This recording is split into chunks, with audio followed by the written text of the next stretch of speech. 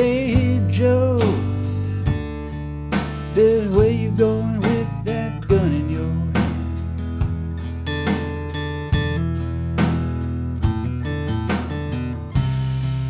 Hey Joe, said where you going with that gun in your hand?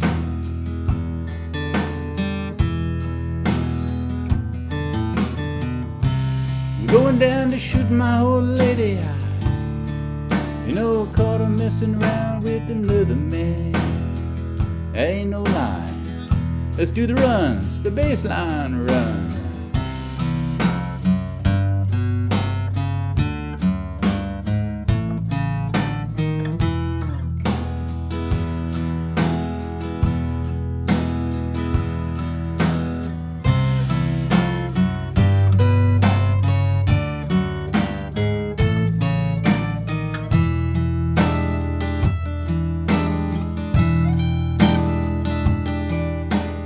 Hey there friends, what's going on? David Potts here with Song Notes, and today I'm going to show you how to play Hey Joe. Now I'm going to be modeling this version off of the original artist who recorded this song, Billy Roberts, right?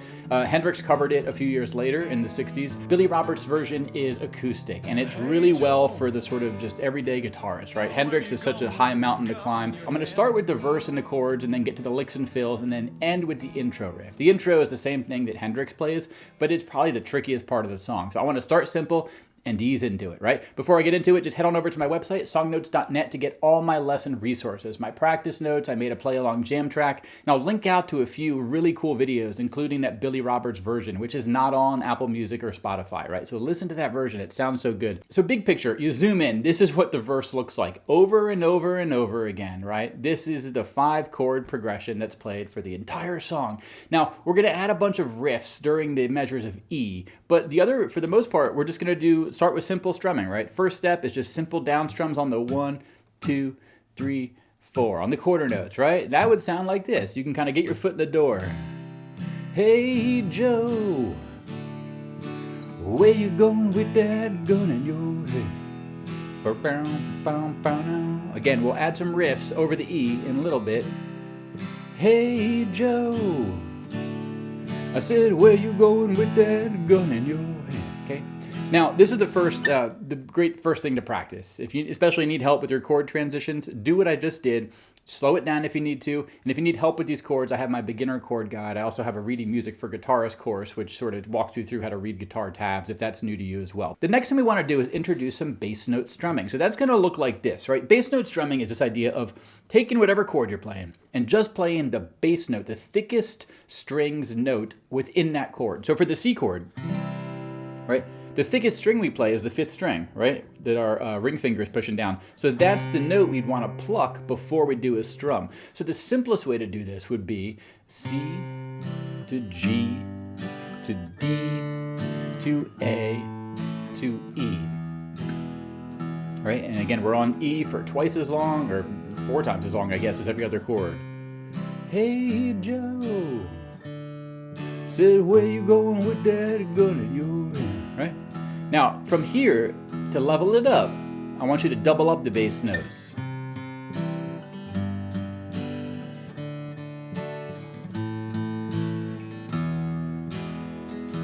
For the E, I do 1 bass note and then 2 bass notes. Again, C, G, D, A, E.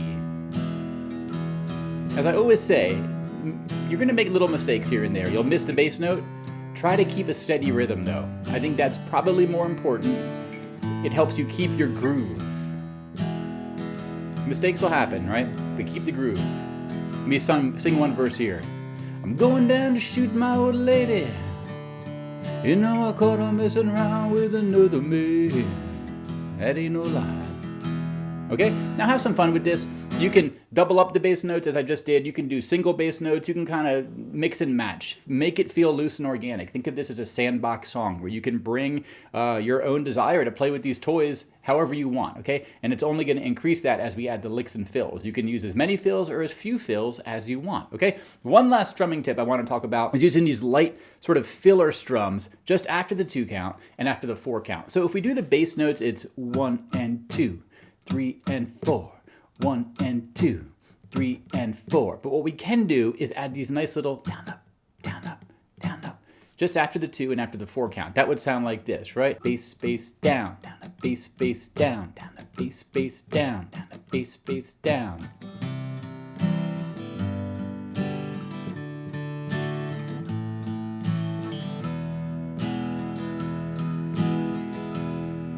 You hear those little light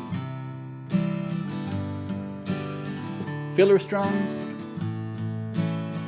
Okay, the way I'm doing that is I'm sort of focusing on just the maybe middle 2 or 3 or 4 strings, maybe the 2nd, 3rd, and 4th string. That's kind of the sweet spot. I have a really light grip on my pick. I have a whole separate video about this. You kind of want the pick to be able to kind of move between your fingers, almost like you're going to drop it. If you're holding it super tight, you're not going to be able to get those light brushy strums. You need to loosen up your grip, let the pick kind of give a little bit, but don't let it fall. So you're going to drop your pick a lot as you learn this, but give it time, get lots of picks, keep them nearby, do not get upset when you drop a pick, okay? So again, that would sound like this. And you can also start your chord transition with your left hand and strum with those little filler strums, the empty strings, right?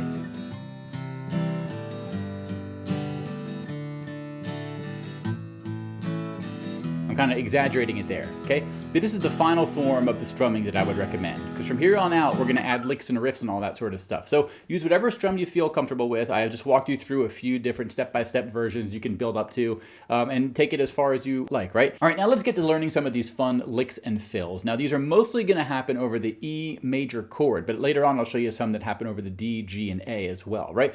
The 2 main riffs, these are the ones you want to focus on first because they're heard in the Billy Roberts version virtually every time he plays a progression, and also the Hendrix version, right? They're going to look like this. Now, the C, G, D, and A, bring your own strumming. I don't write up the strumming here because I'm going to focus on just the riffs and the timing, right? So for context, here's what those 2 riffs would sound like. I'll play through them.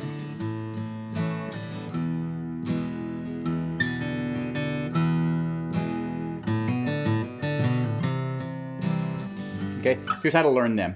The nice part is they're all happening on the 5th and 4th string for the most part. The first one is, start with an E chord. You want to keep your middle finger on that 5th fret, 2nd fret. And you want to get used to going from the 5th string to the 4th string, right? And the 4th string is going to be open. And you're going to end with the open E string, right? The low E string. Just repeat it is a good way to practice. Okay, and when you're ready, then the second riff is going to be like this. Okay, it's a bunch of notes played in a row, so it's going to be open to 2nd fret on the 5th string, hammered on with your middle finger, and then the open 4th string, and then you repeat that immediately, right? And you end with the 2nd fret of the 5th string, and then you're going to go to that C note to begin things again, right? So in context, things would sound like this. One more time, right? Hey Joe, said where you going with that gun in your hand?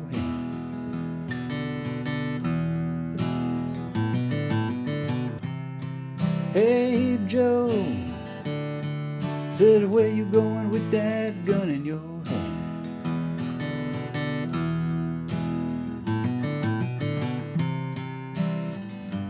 So those are the 2 riffs you really want to get comfortable with. If you learn nothing else, those are the 2 that kind of give it its Hey Joe-ness, right? Now, there's a couple ways we can quickly tweak, especially that first riff I just taught you. We can basically start off the same,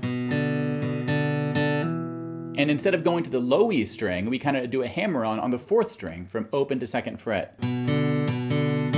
Okay, this is going to end with this note, which is also E, just like this note. So both the version I taught you before and the version just now, they're going to end with an E that you can strum for the full chord, okay? Another version you could do is, we're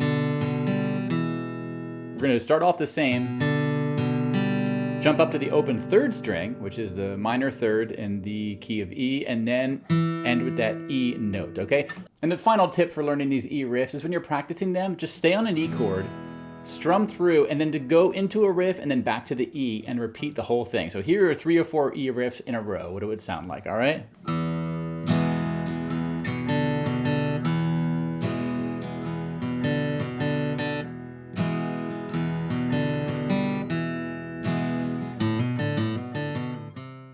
So those are the E major riffs you definitely want to learn, right? Hopefully you can get comfortable with those and bake them into your sort of strummed version of the whole progression. Now there's a few more riffs I want to teach you really quick before we get to the intro riff here. So the first of these is an A major little run, a walk-up that Billy Roberts does. Now he's going to just basically play the open 5th string for the A chord and then go to 4th fret and 5th fret on that same 5th string, and then end with the low E string for an E chord. It's going to sound like this in context, right?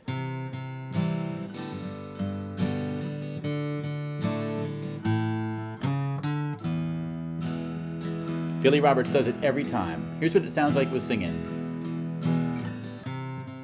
Hey Joe, said where you going with that gun in your hand? I'm going down to shooting my old lady. You know I caught her messing around with another man.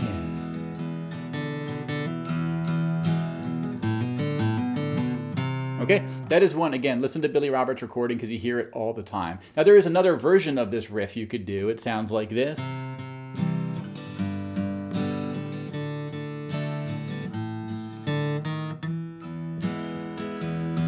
The walk up here, open 4th string, 1st fret 4th string, 2nd fret of the 4th string, and then you do an E chord, right? This is going to teach you one of the chord hacks for this song as well, which is you can play an E like this by just putting your middle finger on the 2nd fret of the 4th string, index finger up here, and then if you can, mute the 5th string with your middle finger.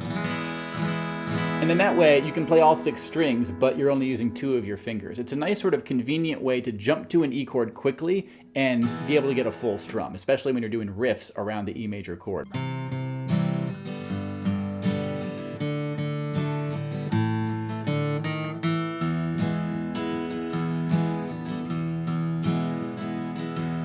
Okay, a couple more we can do real quick. For the D chord, you can walk up from open, 4th string, 2nd fret, 4th fret, and then end with the open A string, okay? So that would sound like this, if I sort of did this one.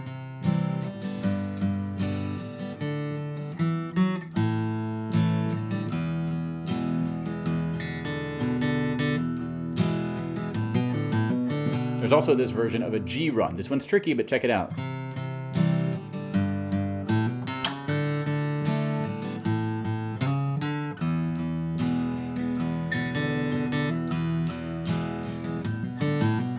One more time.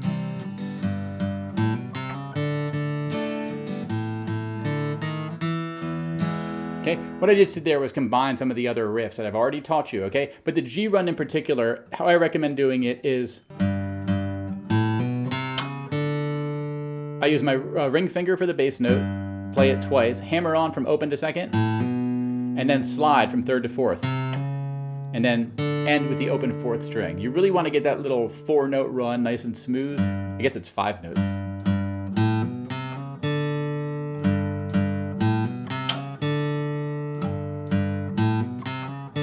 Okay, so between that G run, both of the A walk-ups and the D walk-up, and then all the E little riffs I taught you, you have so many options here. And I would encourage you to think of this as a sandbox song, right? Where you have all these toys at your disposal. You can play with them in different ways, however you see fit, whenever you're going through things, right? I don't think tabbing out exactly how Billy Roberts plays it for all, whatever, 150 measures is something that I would recommend using when learning this, because he is organically using these riffs as he sees fit as well. And you can do the same thing, okay? So start off with the E riffs. You don't always have to use them, but they work if you use them every time. And then likewise for these specialty riffs, the A, the D, the G, you can use them as you see fit, whether you're singing or you're doing an instrumental section or you just want to sort of work on something. I don't think you should worry about using all the riffs all the time, because then you're kind of probably biting off maybe a little bit more than you can chew, and you don't want the rhythmic fidelity of things to get compromised by you doing riffs. But it's up to you. You can if you want to. So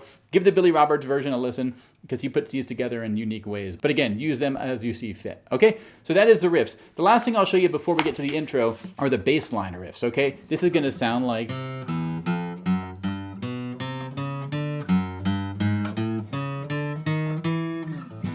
Okay? This is a cool thing where effectively, check this out, the tab is on the screen. The highlighted notes are notes that match the chord. So this is a C note, this is a G note, right? This is a D note, This is an A note, and then back to E. Okay, that's the root note of each of the chords we're playing, and then we're kind of doing these chromatic walk-ups, right, leading up to each root note. Chromatic means you're playing every note that is sort of available to you consecutively. Okay, so how I recommend doing this: start with your ring finger, index, middle, ring, and then you jump your index finger to the 2nd fret of the 5th string, and on the 5th fret of the 5th string. And then you're going to do the same frets on the 6th string. And then you jump your index to the 4th fret of the 5th string.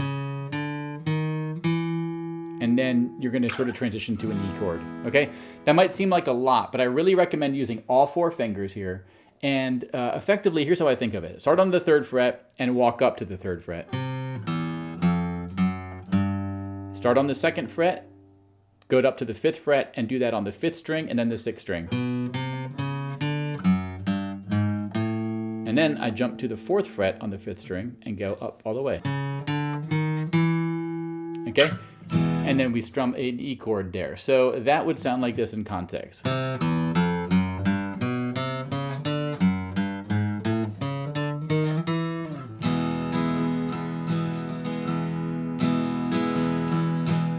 So that is the walk-up you hear in the Billy Roberts version, and I think on Hendrix's as well. Now there's some other places we can play the walk-up, right? You could play it on the 8th fret, on the thinnest string. Then we jump to the 7th fret. Then we jump to the 9th fret. And this note we end on is an E. Slide it down. Let me do it one more time.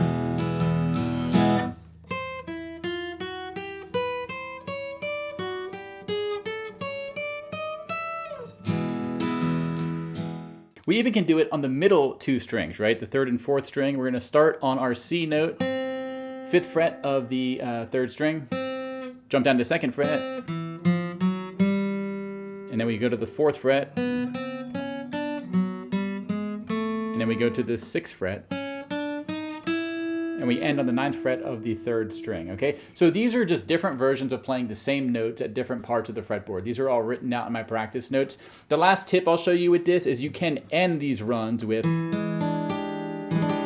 the Hendrix chord, right? The E7 sharp 9 chord, 7th fret, 6th fret, 7th fret, 8th fret on the 2nd string. And I like to mute the thinnest string. You can leave the thickest string open if you want.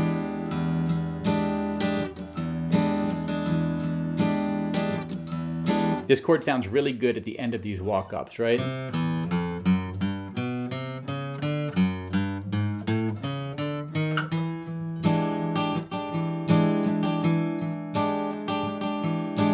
Okay, I sort of strum it like that, kind of selectively use that note to really bring out that interesting sound that we associate with Jimi Hendrix, okay? So those are the bassline riffs. And then finally, let's learn the intro riff, right? This is a really fun thing to play. It is not that long at all, but it's a bit tricky to get the hang of. So let me get my notes out here and have some fun with this one. All right, so the intro riff.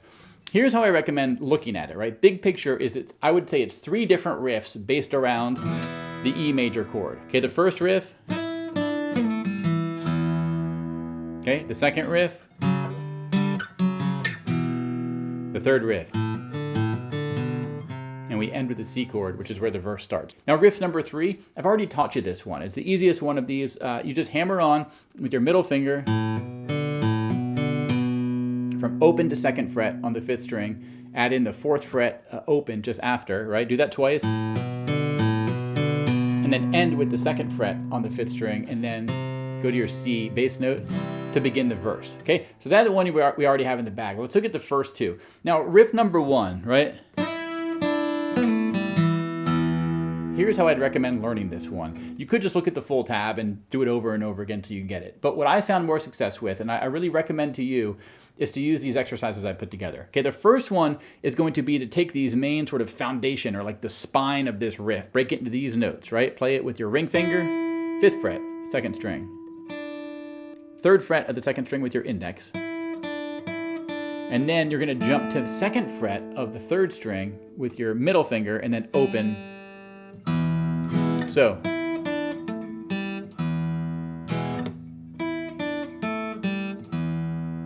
The reason you practice this is it gets your correct fingers used to something very simple. And then we're gonna add the complicated stuff later, but if your fingers already know where to go, it makes the complicated stuff that much easier.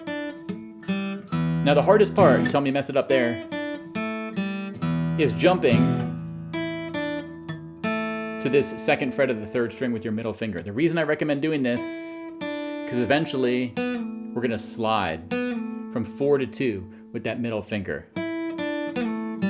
Okay, and that's what you see in exercise 2 here. Exercise 2 is where we bring in the open thinnest string for the first 2 notes. Make sure that you're arching your fingers enough to get that ringing cleanly. Slide down, open third string, and then the open low E string. Okay, so exercise 1. Exercise 2. Okay, now exercise 3. The new things here are this slide up to that 5th fret note. Right? And then when we slide down from 4 to 2, we're gonna sort of pull off. Slide to 2, and then pull off. And you kind of have to flick your finger into the string and to the side, and then up, so you get that sound, right? And then you're gonna add this new note, which is the 2nd fret of the 4th string, which is the note E, and then you can add a low E string at the bottom of it, right? So, exercise 3.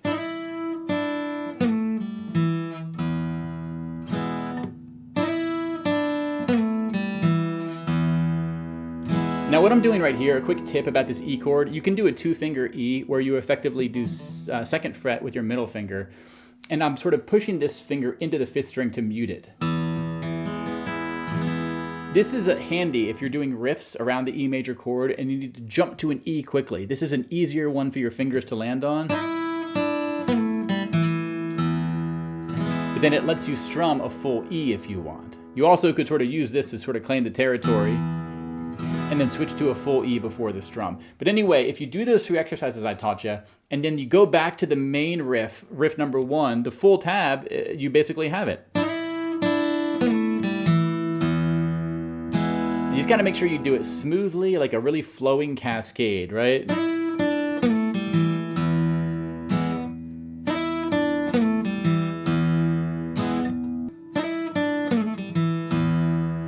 Okay, now this is played so quickly on the recorded versions, it's why you need a lot of practice. Because if you're going to turn people's heads by playing this riff, you need to go through the paces of learning it. So I recommend practicing these exercises as part of your sort of daily practice on this riff. I'm still not as fluent as I would like to be. Lead guitar's never been my strong suit, but I want to show you how I've been practicing it, and these are all my practice notes. All right, now riff number 2 right here, this is the one that happens after riff number 1, right?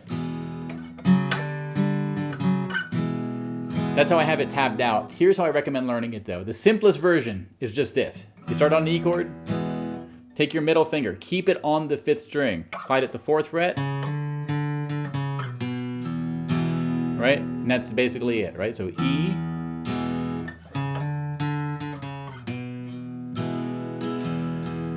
now that's a 1-string version. If you want to use option 2 here, which is kind of what I recommend doing, you're gonna keep your middle and ring fingers down on the 2nd fret, and you're gonna basically move those to the 4th fret, right? Sort of keep them on the string, but move them up to the 4th fret, and then play the 4th and 5th string, slide them up to the 5th fret, repeat that sort of 5th, 5th, 4th, and then 2nd fret, strum. So.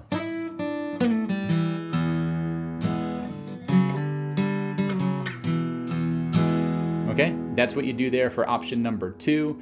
Now, during all these options of this riff number 2, if you want to add in the low E string as a sort of ghost note, you can, right?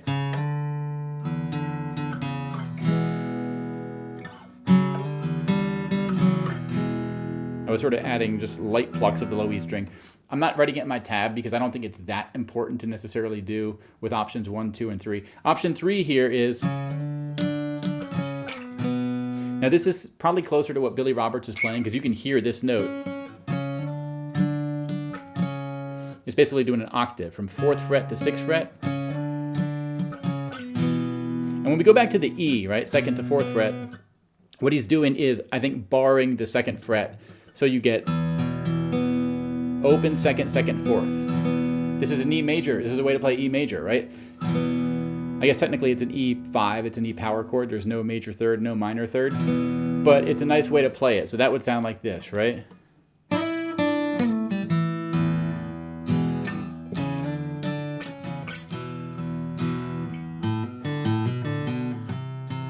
Hey Joe, said where you going with that gun in your hand? Okay, and now you have everything you need to play the entire song. So I've showed you the intro riff, I've showed you the walking bass lines, the chords, the strumming, a bunch of the fills you can do, and you should be off to the races now and have some fun. The other thing I'll say is I have a practice track available over on my website, and it lets you play along with the progression. It repeats over and over again, so I'm going to put this on and play it out, and you can have some fun. It counts in for one measure, and then you come in.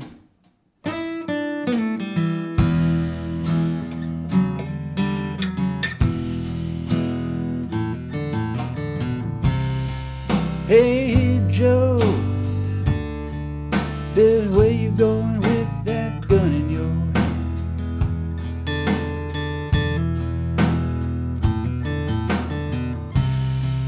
Hey Joe,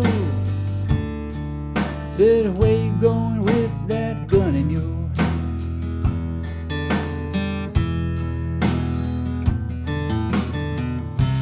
I'm going down to shoot my old lady.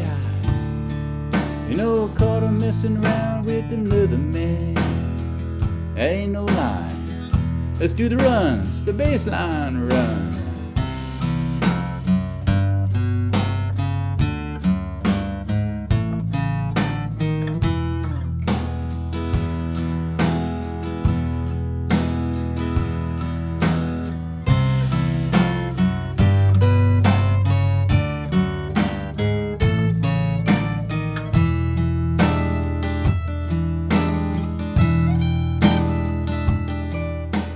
All right, friends, so that's going to do it for this lesson. Head on over to my website to get this jam track, right? This is something you can play there. You can download the audio of it if you want. It's basically, I put it together in GarageBand. It loops through the progression over and over again, and after about 8 times, it then repeats the intro. So you can practice playing all this stuff in time, in context. You can see the chord changes on the screen. You always know where you are, and it just really makes playing and practicing fun. So you can get that over there along with all my other jam tracks. You can also access my practice notes, right, for this song. They're print friendly. I'll show you the step-by-step exercises I use to build up to this stuff. I'll link out to a lyric sheet I recommend. I'll link out to a few recommended videos about this song, right? There's a great one from Adam Neely about what key it's in. And there's a great lesson I'll link to showing you how Jimi Hendrix plays this with tabs on screen. It's above my pay grade to play, but I'm going to include that for you as well. So songnotes.net, lesson 607. That's my website. You'll find all my lessons there. And again, if you're not a member and you've watched this far, please consider joining, becoming a premium member over on my website. I have so much good premium content